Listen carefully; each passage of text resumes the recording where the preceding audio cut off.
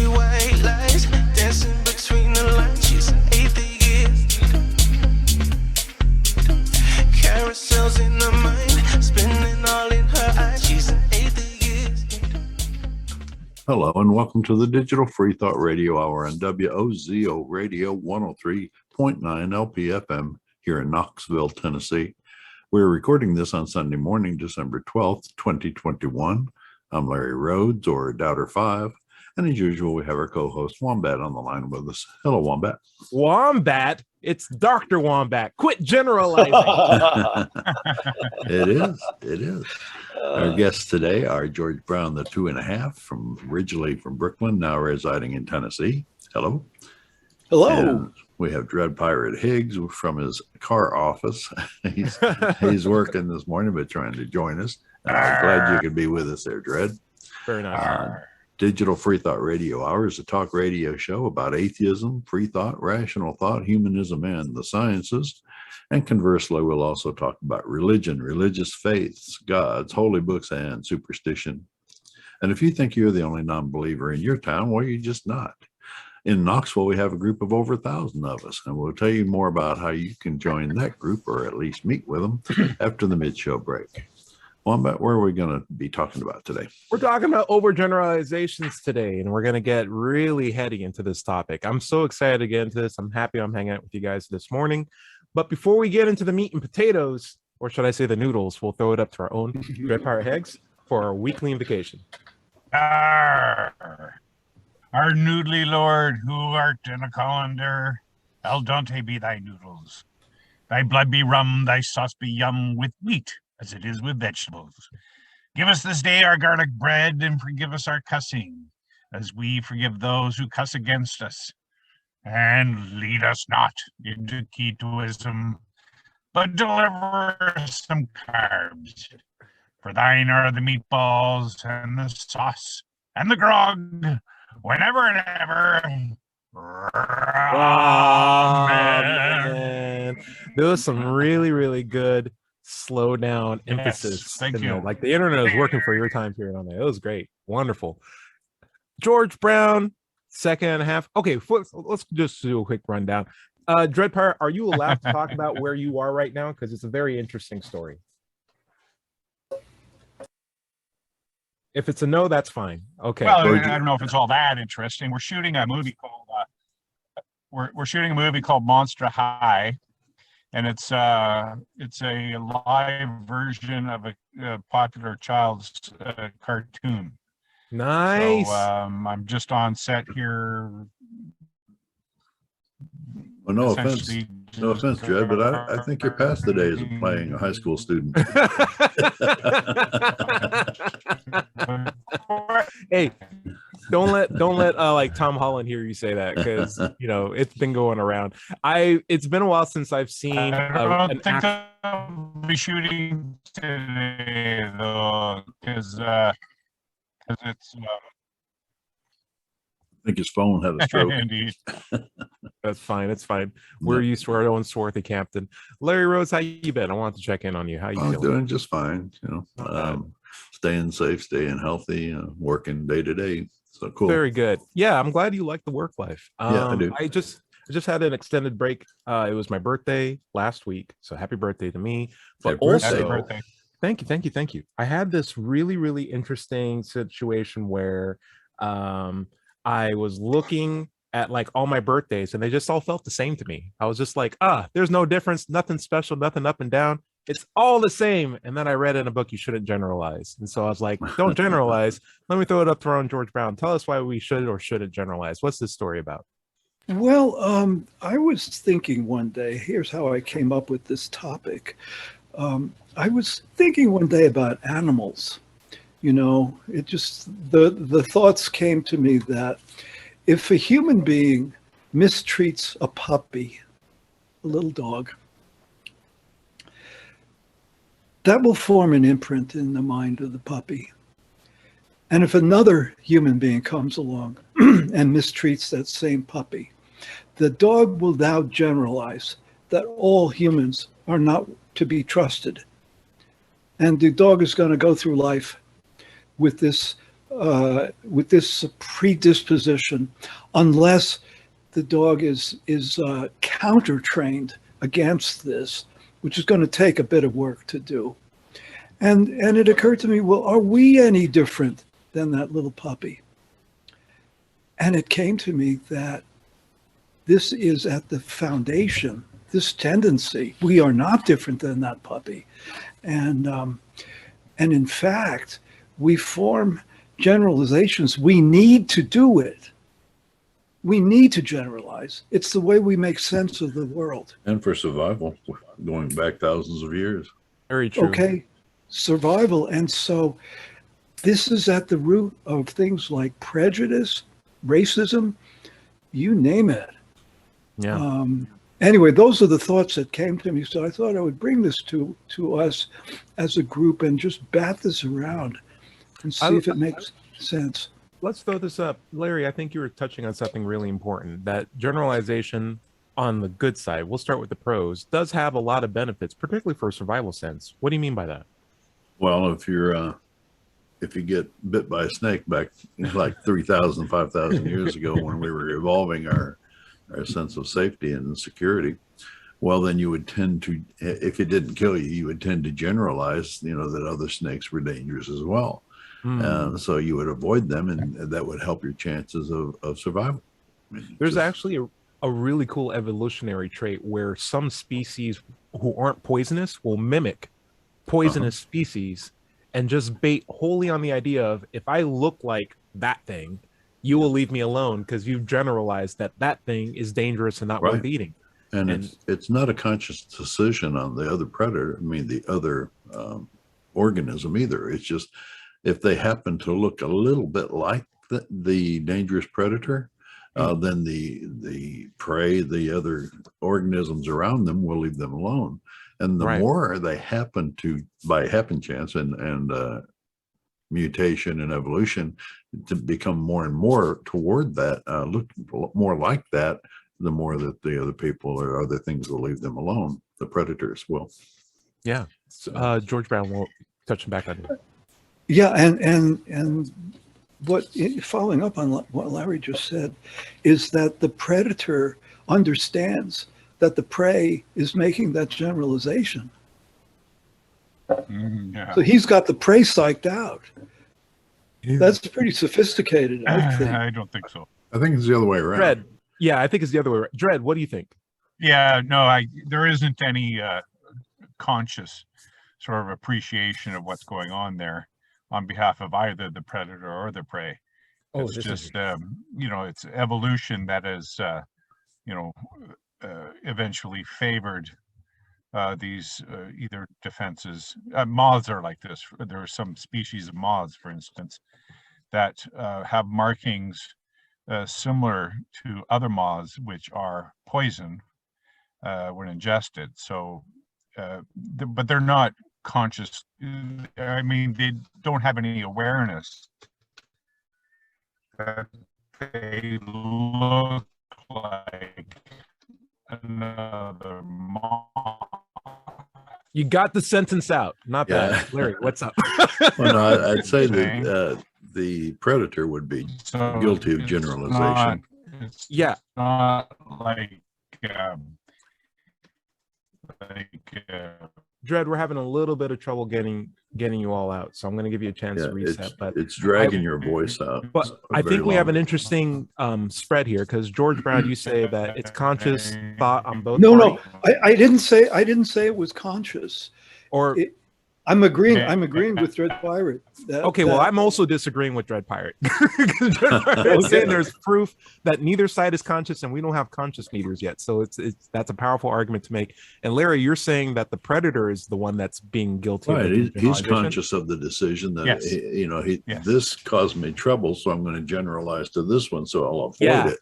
And I feel like that's closest to the objective matters. It's like, if I'm a moth and I have wings that look like eyes, right? And I spread them out, and a thing that's about to eat me is like, oh, I don't want to eat anything that's got eyes. It's like, I know I don't have, like, the moth doesn't know what's going on. The moth is just doing maybe what it's always doing camouflage wise. And if it didn't look like eyes, it would get eaten. And the ones that look closer and closer like eyes survive. But the predator is making a conscious decision of like, oh, that's a threat.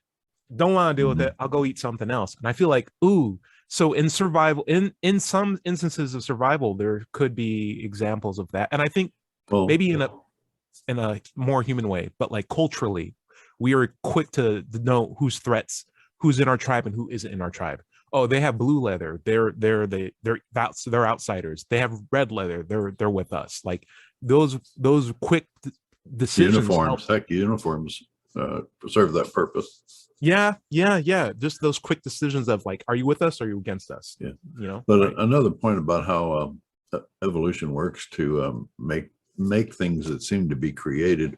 There in the original Cosmos with Carl Sagan, he made a point about crabs. Samurai crabs. Have you heard that or seen that? There's a crab in the Japanese sea where this fishermen will go out and catch them with nets. And if you catch the samurai crab, you'll look at the back of it, the carapace, and it looks like the angry face of a samurai warrior. What? Okay. Yeah. And the thing about it is, this has been going on for hundreds of years. And what happens is if a fisherman pulls one up and he looks at the carapace and it looks like somewhat like a samurai warrior, he'll throw it back. And if it doesn't, he'll eat it and it will die. But the ones that he throws back carry the gene to carry that same pattern on their back, and they will mutate, to be more and more like that. Why? Because they kept being thrown back. They live where the other ones die. So now, if they catch that particular type of crab, most of the carapaces look like the angry face of a samurai warrior. Well, there you go. Isn't that crazy? I also found, I want to throw out my hat. I think generalization is very good when it comes in like the field of medicine. And a lot of statistics, a lot of math is based on generalizing data, a lot of different inputs. And you have to find trends so that you can help like the most general population.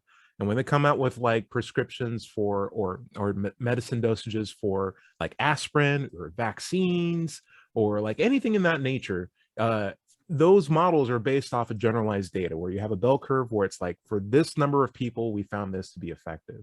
And we can confidently say that this medicine has an effect on this number of people based on our placebo, blind, double-blind studies, etc. I feel like there are a lot of examples where generalization has value. George, one more point. What's up? Yeah, I'd like to bring this back to our personal experiences and give an example. In fact, I think I generalize constantly.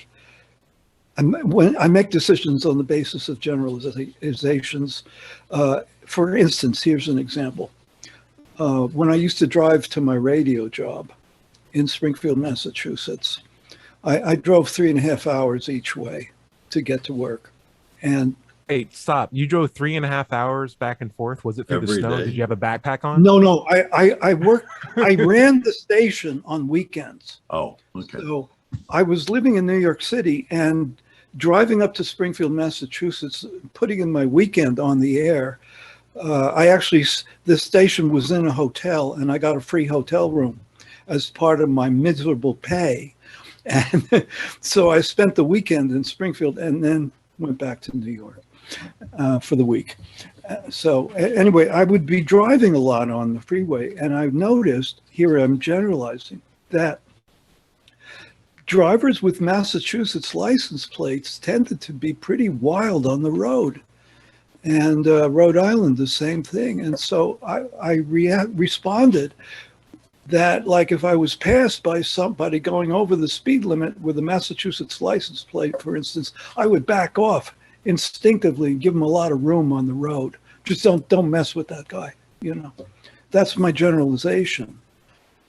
I want to throw something on top of that, because this is where we start to tread into generalizations actually being sort of a dangerous thing.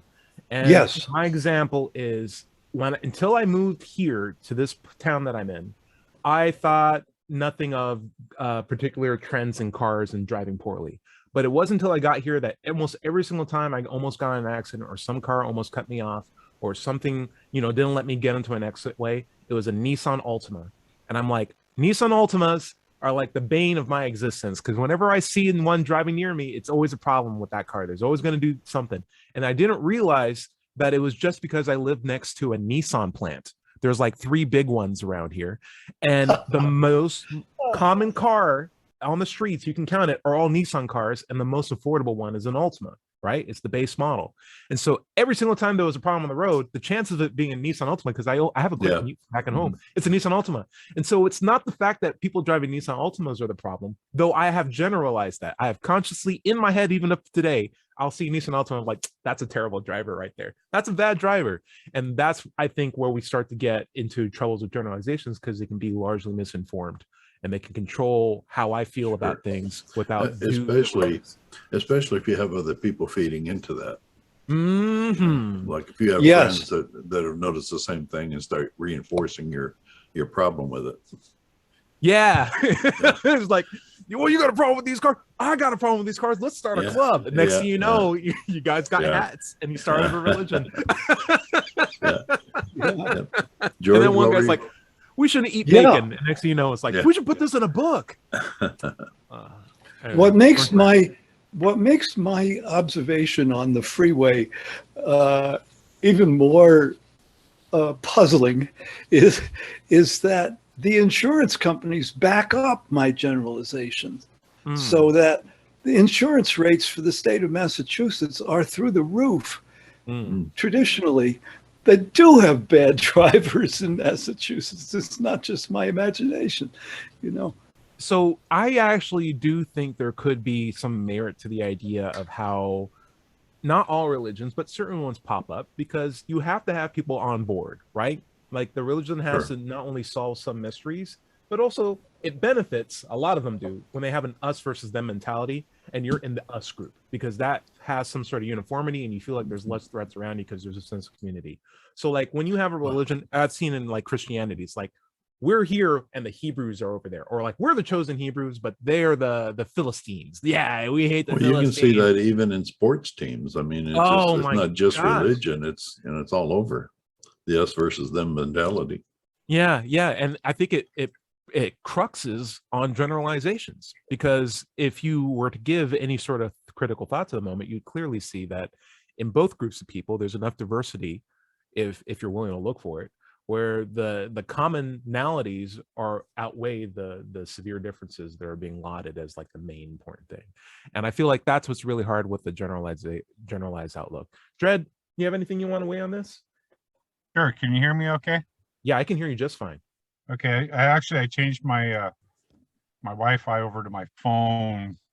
It's not Wi-Fi, it's Bluetooth now. So it should be a better connection. Okay.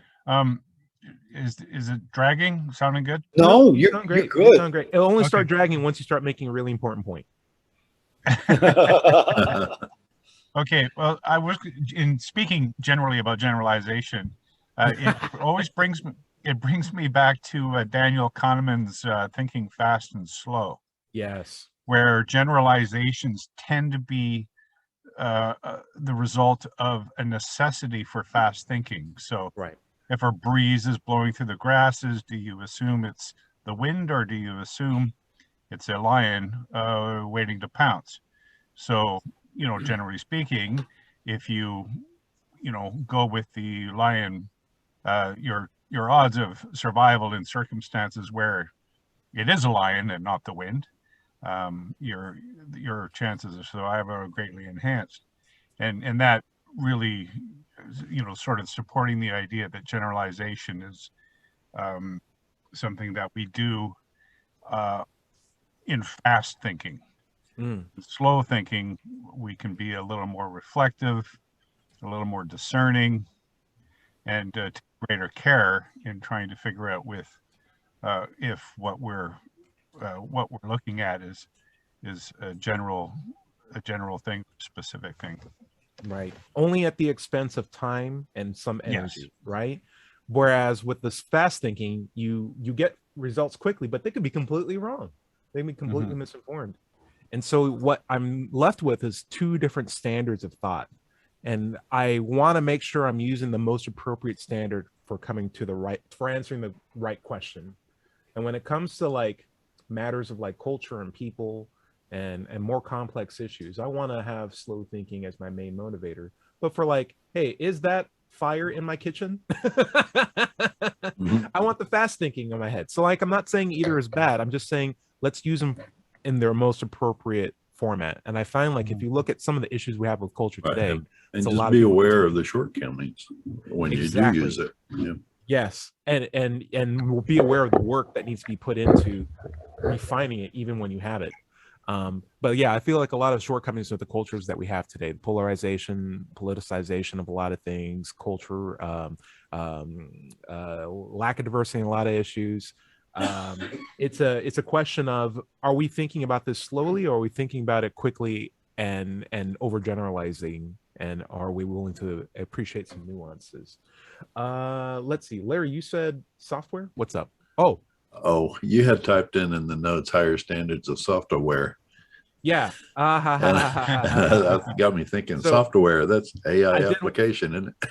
yeah. So I want to throw out this one point. I feel like as human beings, we were evolving with the same sort of firmware, software that all the other animals and organisms were working with, was just quick thinking, reaction, instincts, DNA, evolution, trial and error, figure out what happens. If it dies, that's fine. We'll have more babies and they'll figure it out. Maybe, right? Whereas we've evolved both physically and culturally, we have access to higher standards of thinking, better brains, yet we still rely on these outdated processes to determine true things from false things.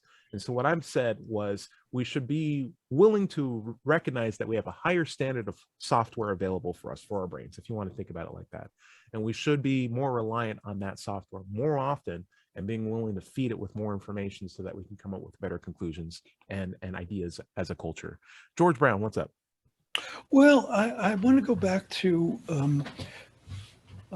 something I mentioned earlier, which is that generalizations, and what Larry immediately jumped in with, the us versus them mentality that is so pervasive, I think, throughout our human cultures, really around the world, leads toward in-groups and out-groups. Sure. And identifiable people as members of the out-group who are then deemed to be worthy of persecution. And Right. and so this is the basis of things like racism, for instance, and as hopefully better evolved people, what do we do about this? That was the next question on my mind, but we don't have to go there necessarily. I just think the one thing I'd like for us to discuss is the demonization of the outgroup on the basis of generalization. If we can do that. Absolutely. Cool. Hey, we're getting towards the bottom of the hour. Do you have any final thoughts on generalization or conclusions, George Brown? No, I said it. I just said All it right. already. Works for me. Works for me. Yeah. Larry, why don't you take us out for the half? Sure. This is the Digital Freethought Radio Hour. We're on WOZO Radio 103.9 LP FM right here in Knoxville, Tennessee, and we'll be right back after this short break.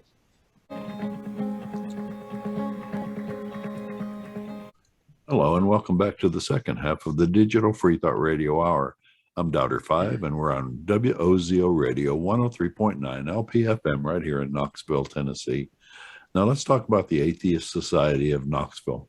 ASK was founded in 2002, we're in our 19th year, and they have over 1,000 members.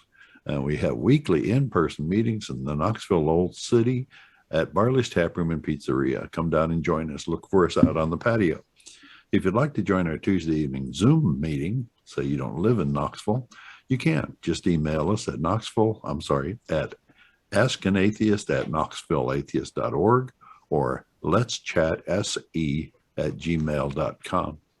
You can also find us online on Facebook, meetup.com, or go to knoxvilleatheist.org, or just Google Knoxville Atheist. It's that simple. Also, if you don't live in Knoxville, you should still go to Meetup and do a search for an atheist group in your town. Don't find one? Start one. Start one. Everyone. Well, bet where you want to pick up. So we're talking about parties, right? You guys know that favorite part of every party, when everyone's gathered around and they're enjoying everyone's time, and then the person who's running the party passes around a hat, and you're supposed to put money in the hat, because if you're going to have a fun time at the party, you got to give money to the guy who's throwing the party. But it's not for him, it's for the god of parties, because the god of parties needs to know that he has some money in the side too. It's a sign of respect, and you're just doing it in front of all your peers, so it's not pressure or anything like that. But I love that part of the party. Does everybody love that part of the party? Oh, sure. Absolutely. Not. So I bring extra money just for it. bring extra cash. The weirdest thing now is it's so bizarre when I see that happen at a church setting, because we're going to get to the point where cash is not as common of a thing anymore, and they may start passing around like a phone swiper, and it's just like, when that happens, it's going to be really crazy. Yeah. It's like, hey, here's a Venmo QR code. Yeah. Tapping Good God. way. Yeah. I don't know if I can handle it. Good way to lose your phone. But it does raise the interesting question about, why does God need money? And I will throw this out. A lot of the most commonsensical answer is, well, you got to keep the lights on. It's a Christian business, or it's a Christian place. They need to pay money. They aren't paying taxes, but you need to be able to pay money to keep certain things functional. And on the flip side, it's like, but if this is God's work and this is for God, you would imagine God would have a system in place where you wouldn't need that money in the first place, right? It's like, well, no. Ty, you're so silly. You're a little atheist. Yeah, of course we need money. It's like, but why? And so this is why I'll ask the question for Larry. Maybe I'll lead with you. Like, why does God want our money? Well, he doesn't exist. Of course, humans need money. And what's funny is that when the church needs help, with the lights or whatever, they come to you. They ask you for money. They have to have money, and it's for worldly things like lights and heat and pay and cars and insurance, jets and whatever. And new but Cadillacs. Whenever you need money, how often will the church come through for you? What do? They tell you to pray. Good. Well, you would think that they would just pray and leave you out of it. Cut out the middleman, as it were. And if prayer worked, then that's what they would do. But they don't do that. They come to you and ask for money. That's a fantastic point. If you tithe 10% to a church, and then there's a point in time where you need money, and that money is not available to you, it's like, this is a weird insurance program. Especially when the church has hundreds of members. 10% from every person in the thing means that he's getting 20 times your pay, just for 200 people. For 1 day a week of work. Right. That's right. For selling false hope, for essentially. Selling a product that doesn't exist. Yeah, here's some snake oil. 10% of your paycheck, please. Everybody in this room. George Brown, what's up? Well, I understand that the Mormon Church is an exception to that, and they collect a tremendous amount of money from people this way, but they do give back when there's hardship in the community. And only to Mormon communities, right? It's not like they care. I'm assuming so. Well, I don't hold them at fault for that. I mean, out into the until like the recent 1970s, that was only just white people, mostly white men. Probably. So it's just like, hey, we're collecting money for just white people. It's like, is this a charity? No, you generalize. Ty, you're generalizing. Really? How? In which way? Yeah, there's black and white documentation for that legal. It's pretty specific. Not like I'm making. We don't know about this racism part of the Mormons today. You couldn't be a Mormon if you're black and if you're in the 1980s. How about that? Like that's you could, but you'd be a second-class Mormon, I think. And I am generalizing based upon conversation. Okay, I had conversations with people in Utah when I got stuck in Salt Lake City, and had to talk with people riding the bus. I talk with people all the time, so I'm saying this based on my conversations with people. Sure. Way back in the 1970s on buses in Salt Lake City, Though not to get into generalization, we are talking about the idea of God needing money. Even as a second-class Mormon, I imagine they'd happily take my money. But as far as me being able to be treated like a first-class person who will get it planted after he dies, I have I have some problems. I'd have some problems. The reciprocation factor is a problem. And it sounds, I think Larry, you had the point right on the head. God doesn't need your money. People need your money. And God, for the most part, as far as we can tell, doesn't seem to factor into existence. Right. Mm-hmm. And if that's the case, then we just have people asking for money. I did want to get Dredd. Did you have anything you want to weigh on this as well? Well, nothing tremendous or insightful. Nothing tremendous or insightful.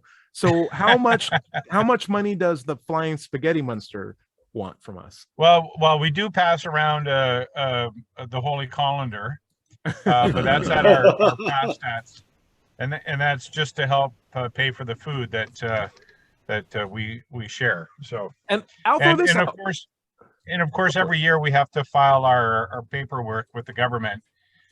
So it's good to just have a little bit of money in the kitty so we can cover our basic expenses. And are you guys a tax-free organization? We're not yet.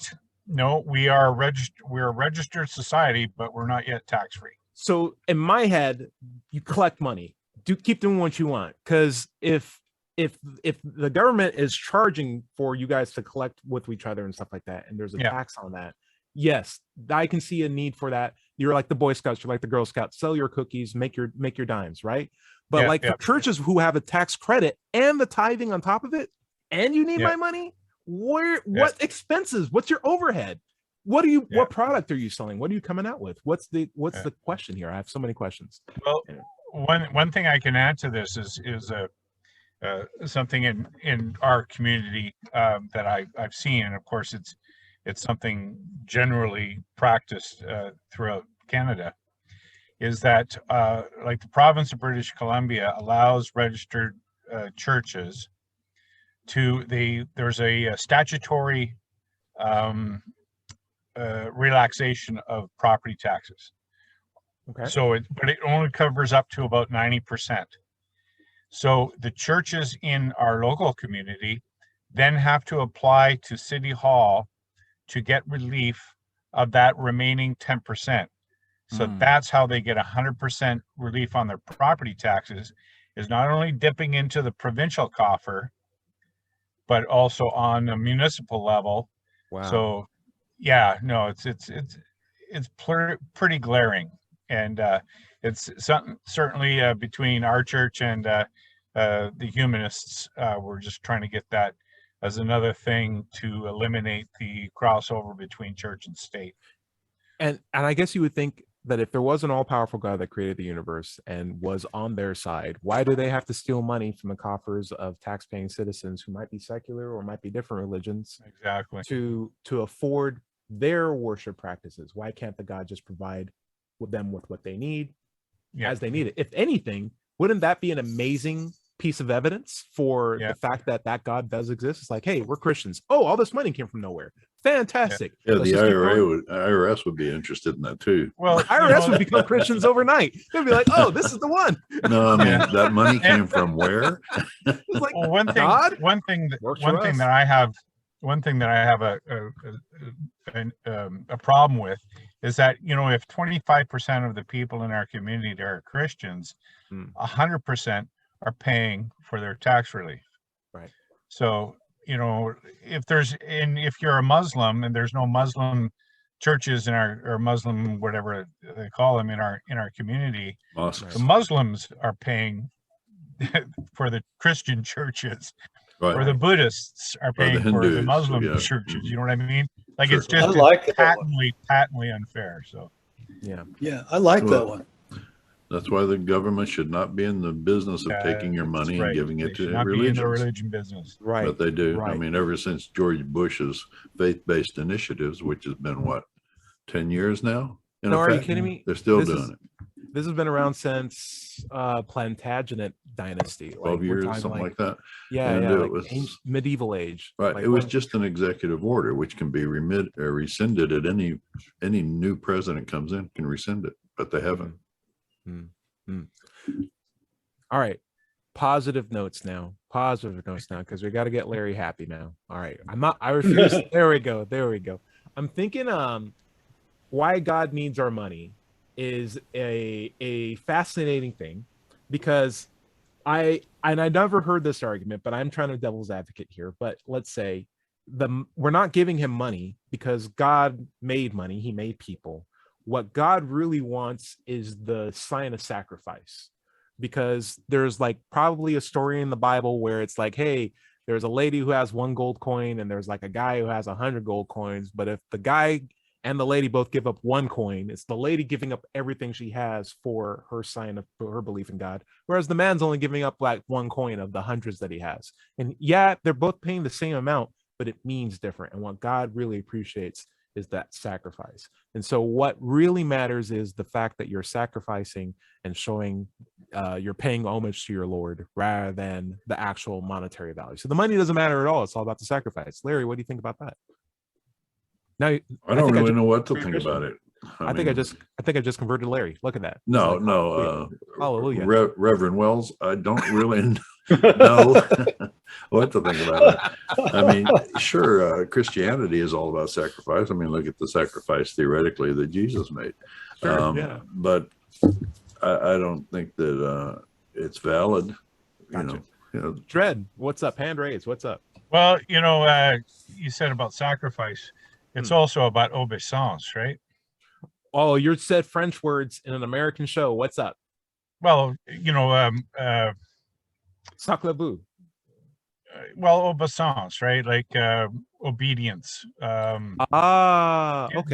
Giving over Yeah. to the higher authority, based on the demands that they make of you, like the Right.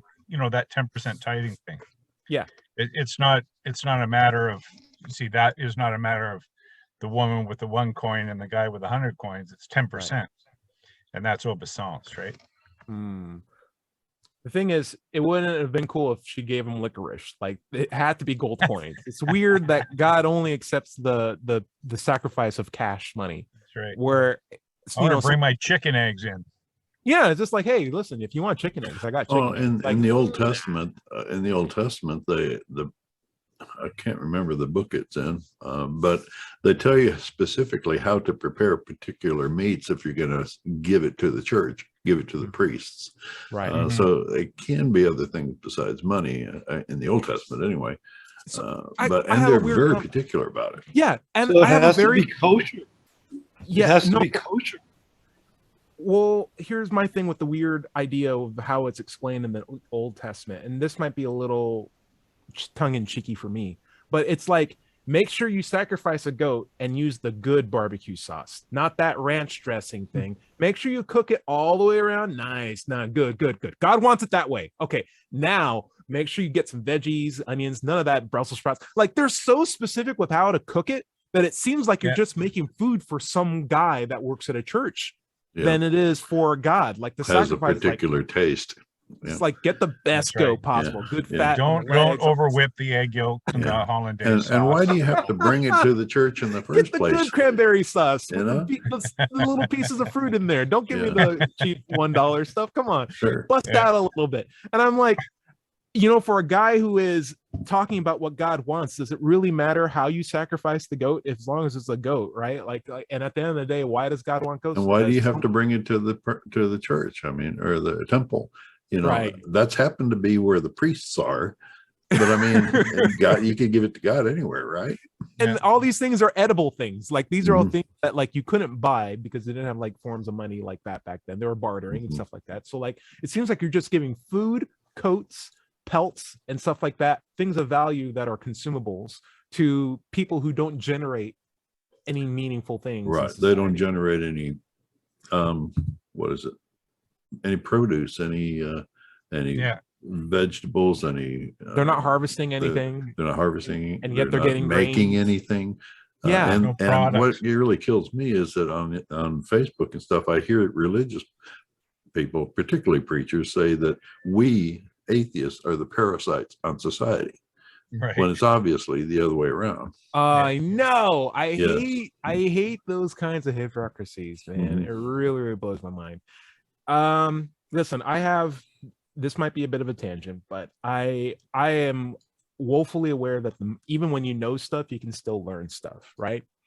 And I have been I've been wrong about a lot of things, but I always am eager to find out why I'm wrong, and I'm very grateful for the people to who have educated me, regardless of how old they are or what hobbies they're interested in. And I was really into disc golf. I still am. I got a bunch of discs, and I want to know why they fly in the way that they do. Why do they generate lift? Why they turn in certain directions? And it turns out that I thought that it was based on something called the Bernoulli's principle, which is like, hey, it's curved on the top, so less air pressure on the top that generates lift, and that's why it goes, more towards up, and that's why all these other dynamics of the disc happen. And you found out it's God, right? Almost. Because when I heard someone tell me why a disc lifts, and they were saying, no, it's gyroscopic precession. And I'm like, what are you even talking about? Like, it's so simple. It's just air pressure. And I had to eat so much humble pie in the idea of figuring out, oh, I don't even have the models of understanding how the world works. I had to I had basic, when I was in school, I had basic elementary models for how physics work. And I didn't realize that they were so simplified that some of them were actually just completely wrong. And for the people who did go into physics as a career or as a study or discipline, they had to go through the trouble of disengaging all those terrible models and pick up some new good ones. And it isn't just in disc golf that I have this problem. It's with my appreciation for like religions. It's my appreciation for like gods, because every single time I realize I have so much more to learn, I have to completely rechange my model. Why can't Christians do the same thing too? I don't mean to put them on on the target, but like when you look at the world and you're like, this guy's probably just stealing money from me. This guy, I'm probably just cooking goats for him. Why can't we just understand that as the model and just move forward? And then someone presents like, no, it's not like that. It's because of sacrifice. It's because of blah, blah, blah. It's like, I hear what you're saying, and I'm trying not to have a lot of ego here, but it still seems at the end of the day that if you were to have a higher appreciation for where your stuff goes, where it's being tracked, and what the people are interested in, it seems to be the case that like religions are motivated by wealth of individuals that they can piecemeal off of as a group and not offering anything back in return. And I wish that people who were victims of this had the same appreciation for I did when I realized I was wrong about something I cared a lot about and was willing to change my mind and see how things actually were. Because I feel like there's an ingrained interest in people who are religious not to do that. And it tears me apart why they don't. It just really does. Like, guys, you're being hoodwinked, right? Hoodwinked, yeah. Right. Recognize it for what it is. Like, this whole organization is corrupt to the core. Even though they smile and play great music, it's not in your interest. And there's so much better stuff you can do with that money. So much better stuff you can do with charity. If you're just willing to like look at the fact that the money you're putting into here is going nowhere. It's going literally nowhere and to no one except for the one guy who's asking for it.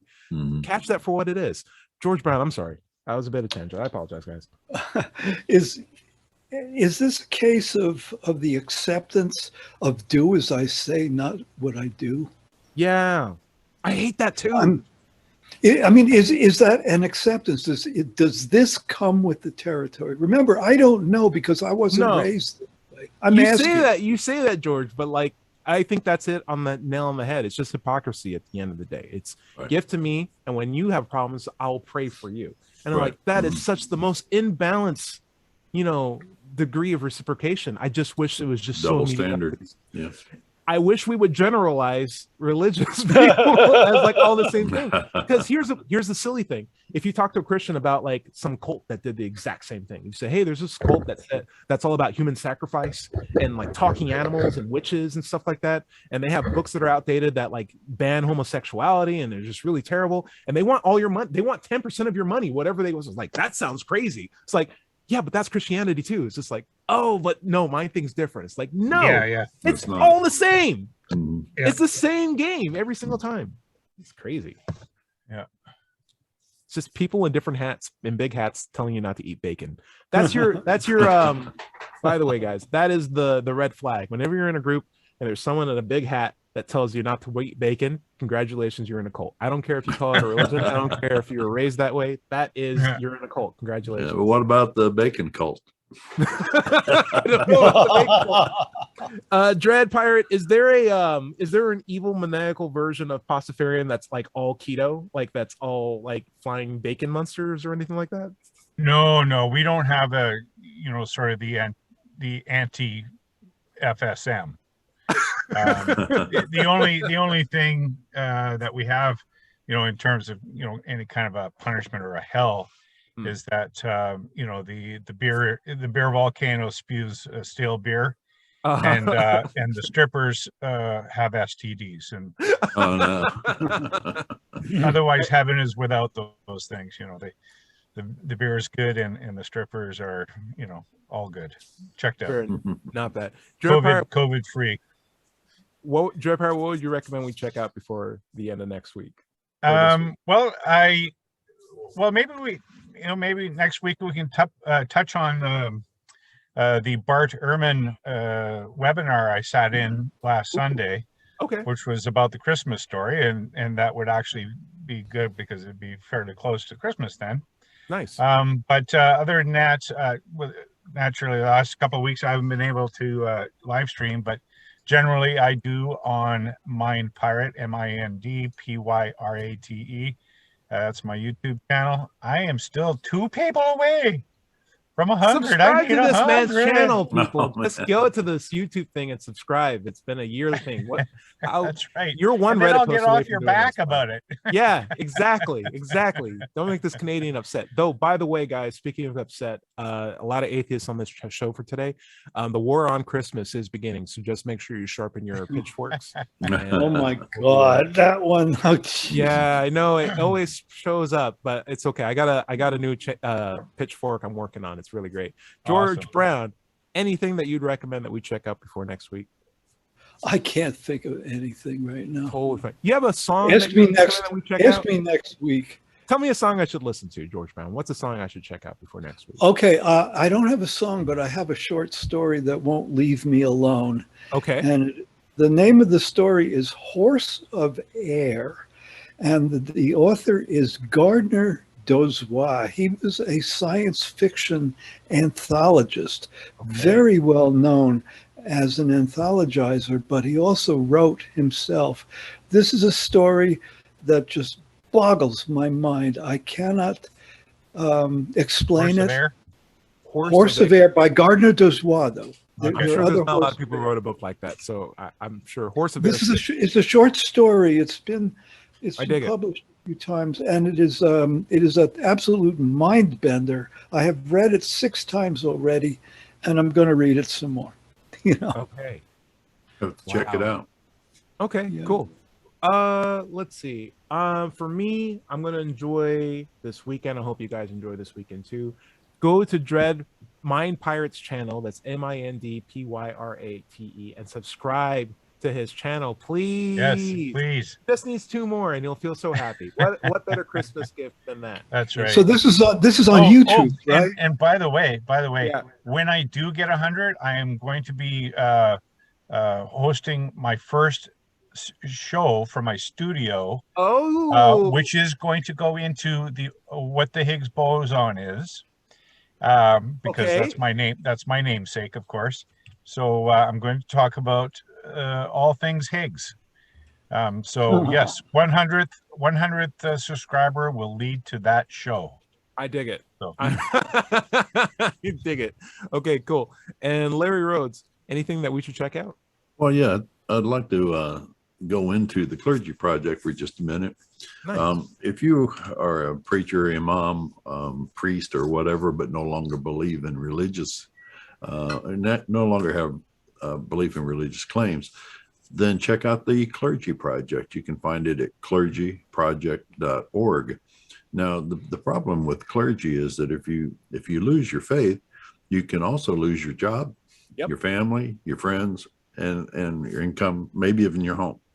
Yep. So what the Clergy Project does is if you no longer believe, they will take you and use the skills that you have to train you for secular work, secular job training, as it were, and give you fellowship while you're doing it. They will allow you to have maybe 6 or 8 Wow. weeks of training to get you ready for a life outside of the church. So Right. go to clergyproject.org and find some fellow clergymen that no longer believe. Right. And you can do it anonymously too, right? You certainly can. Absolutely. Hey, Wow. Yep. I was just going to say the Clergy Project, it teaches ex-clergy how to operate cranes instead of skylux. Oh.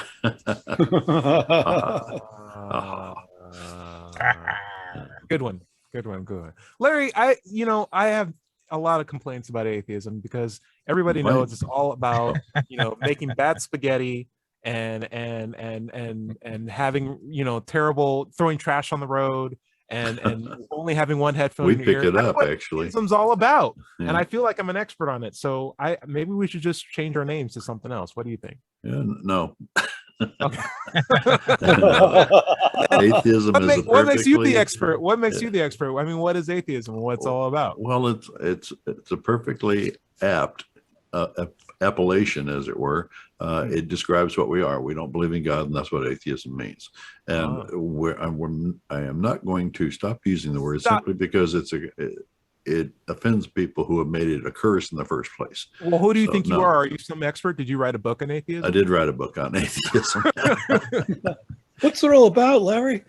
That's what it's called. The title is Atheism. What's it all about? It's available on Amazon. You can find a lot of videos and some of the cartoon videos that I've put together about atheism on YouTube channel. Just search for Doubter 5 or Larry Rhodes. My own content is on digitalfreethought.com. Be sure to click on the blog button for our radio show archives, a lot of atheist songs that we have there, and many articles on the subject.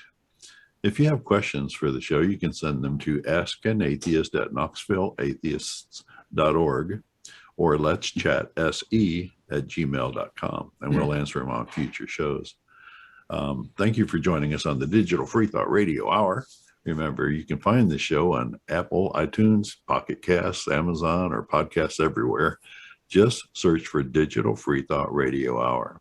If you're watching this on YouTube, be sure to like and subscribe. Remember, everybody is going to somebody else's hell. That's right. The time to worry about it is